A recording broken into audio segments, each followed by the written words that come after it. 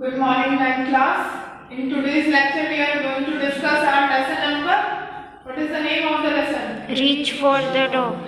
And we are going to discuss our first part of the lesson. And the lesson name is Reach for the Dog. Santosh Yadav. ठीक है. Particular chapter जो है वो mount climbing के बारे में है. माउंट क्लाइंबिंग कैसे करी थी, संतोष यादव नाम की एक लड़की है, उसका आपको पूरा बैकग्राउंड हिस्ट्री, मतलब लाइफ में पूरे जितने भी उसने अचीव किया, जैसे जैसे उसने अपब्रिंगिंग उसकी हुई, पालन पोषण उसका किस तरीके से हुआ, किस टाइप की फैमिली में होते हुए भी बिल्कुल, और वो कहाँ तक की ऊंचाइयों तक पहुंच गई, वो सारी चीजें जो है हमें इस लेसन में संतोष यादव का एक तरह से लाइफ की पूरी ऑटोबायोग्राफी हमें मिलेगी. ठीक है, तो मैं तुम्हें लेसन लाइन बाय लाइन ना समझाकर बिल्कुल शॉर्ट में एक्सप्लेन कर रही हूँ कि लेसन जो है वो किस बारे में है. थोड़ा सा ओवरव्यू मिल गया है कि लेसन जो है वो क्या है, संतोष यादव का है. तो first of all Santosh Yadav का बर्थ कहाँ हुआ प्लस इसका फैमिली बैकग्राउंड क्या था. ठीक है, अब आप मेरे साथ साथ इन चीजों को रिवाइज करते चले जाएं, आपको टोटल कहीं पर कोई कंफ्यूजन नहीं रहेगी. फिर उस चीज में टोटल सारी चीजें क्लैरिफाई होती चली जाएंगी. Santosh Yadav was born in a small village of Haryana name Joniawas. क्या नाम है हरियाणा में एक गांव का? जिनोयबस. ठीक है, क्या नाम है? मिल गया नाम. As a sixth child in her family, और ये अपने बच्चों अपनी फैमिली में कौन से नंबर की चाइल्ड थी? सिक्स्थ नंबर की. यानी परिवार में काफी बच्चे थे, उनमें से छठे नंबर पर जो है संतोष यादव हुई थी. हरियाणा के कौन से गांव में हुई थी ये? ठीक है. She was a sister of 5 brother. 5 भाइयों में एक बहन थी. वो पता चल गया, छठी जो वो हुई लड़की हुई, यानी 5 भाइयों में इकलौती बहन थी. She was born in a society. वो एक ऐसी सोसाइटी में पैदा हुई थी where the birth of a son was regarded as blessing. अब हमारे यहाँ पर भी तो यही है, जब बेटा पैदा होता है तो उसको यूं मानते हैं कि बहुत ज्यादा अच्छी बात हो गई, भाई भगवान का जो है आशीर्वाद मिल गया. But on the other side अगर एक गर्ल पैदा होती है तो उस टाइम पर क्या हम सोचते हैं कि ये तो श्राप हो गया, ये तो भगवान ने एक तरह से, हाँ उसको बेटी हो गई. आज भी है ना हमारे यहाँ पर भी काम. ठीक, तो वो ऐसी ही सोसाइटी में पैदा हुई थी. was not warmly welcomed, but when mother of Santosh was expecting a baby, a holy man visited and gave her blessing of a son. लेकिन जब उसकी मम्मी प्रेग्नेंट थी, किसकी? संतोष यादव की. बुक्स में मत देखो, मुझे सुन लो बस. ठीक है, बुक्स में नहीं मिलेगा, क्यों दिमाग को बदल कर रहे. जब संतोष यादव की मम्मी प्रेग्नेंट थी तो उसके घर पर एक ऐसे ही, जैसे हमारे यहाँ पर बाबा वगैरह आ जाते हैं, एक होली मैन बोलते हैं उनको. ठीक है, तो उन्होंने विजिट किया. वो जैसे ही उसने उस आदमी ने संतोष यादव की मदर को प्रेग्नेंट देखा तो बोल दिया कि जा बेटी तेरे एक लड़का हो. ठीक, एक ब्लेसिंग देते हैं ना, तो वो उस तरीके से blessing the. But to the surprise of everybody, her mother requested that she wanted a girl. वो सोसाइटी में ऐसे में रहती थी जहाँ पर लड़के का पैदा होना अच्छा माना जाता था, लेकिन जब उसकी माँ इस आदमी से, उस होली मैन से मिलती है तो उसने क्या मांगा कि मुझे आशीर्वाद दो, बेटा होने का मत दो, मुझे क्या होने का दो, बेटी होने का. ठीक है, कि मेरे यहाँ पर बेटी हो. The girl was born and was given a name Santosh, which means contentment. Contentment का मतलब होता है संतुष्टि, satisfaction. संतोष का मतलब क्या होता है? Satisfaction ही होता है ना. ठीक है, तो संतोष यादव कहाँ पैदा हुई? हरियाणा के जोनियास. ठीक है, कितने भाइयों में बहन थी वो? 5 भाइयों. 5 भाइयों. कैसी सोसाइटी में पैदा हुई?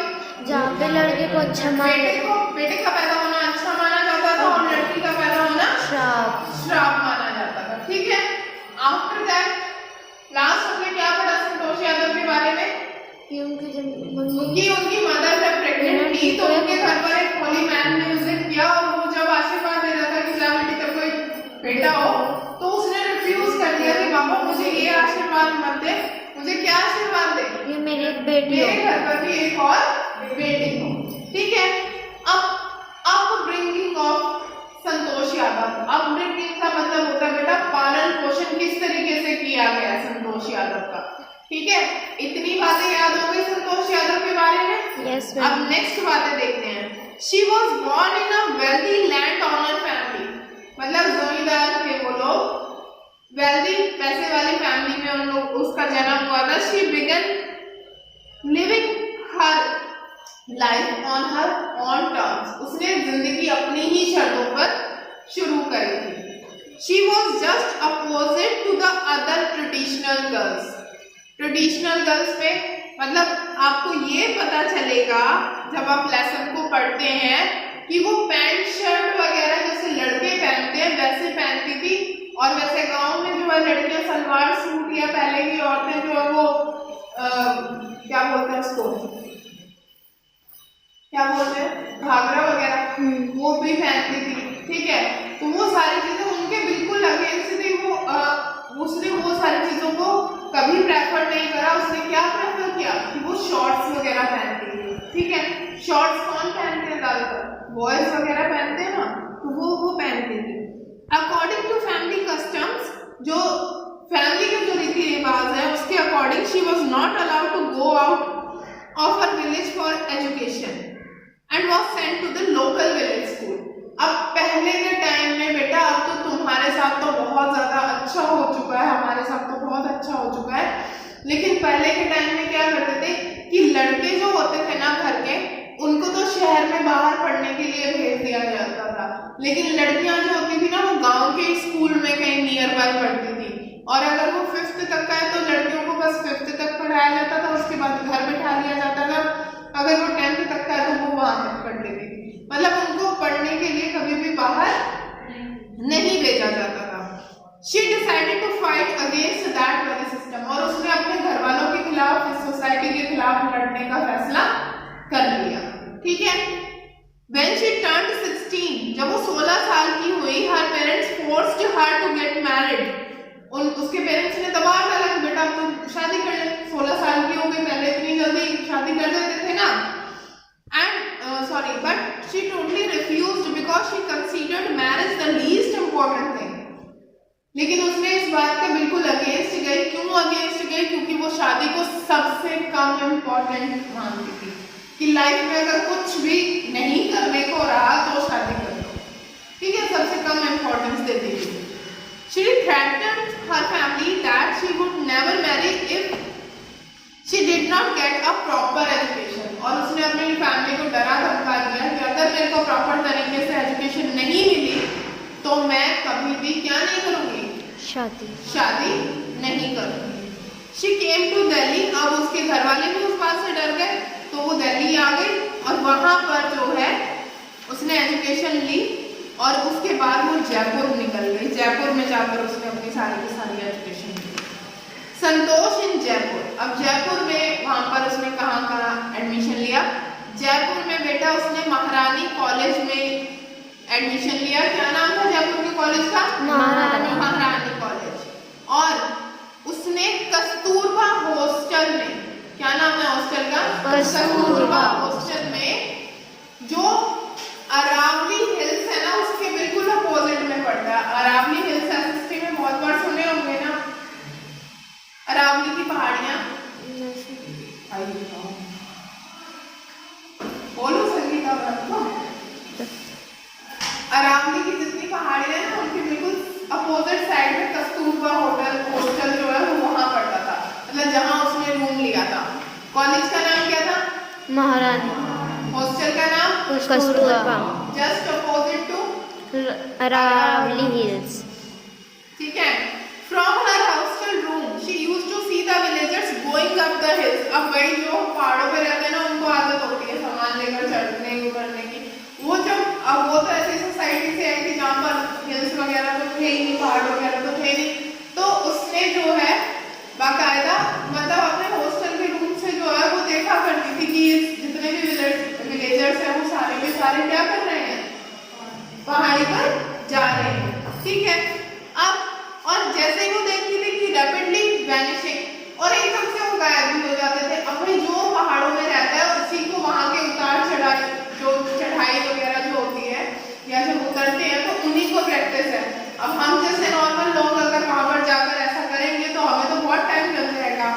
ठीक, she decided to find out the truth herself, और उसने ये अब मैं जो है ना वो खुद से क्या करूंगी, खुद से कोशिश करूंगी कि भाई कैसे मैं इस चीज को फाइंड आउट करूं।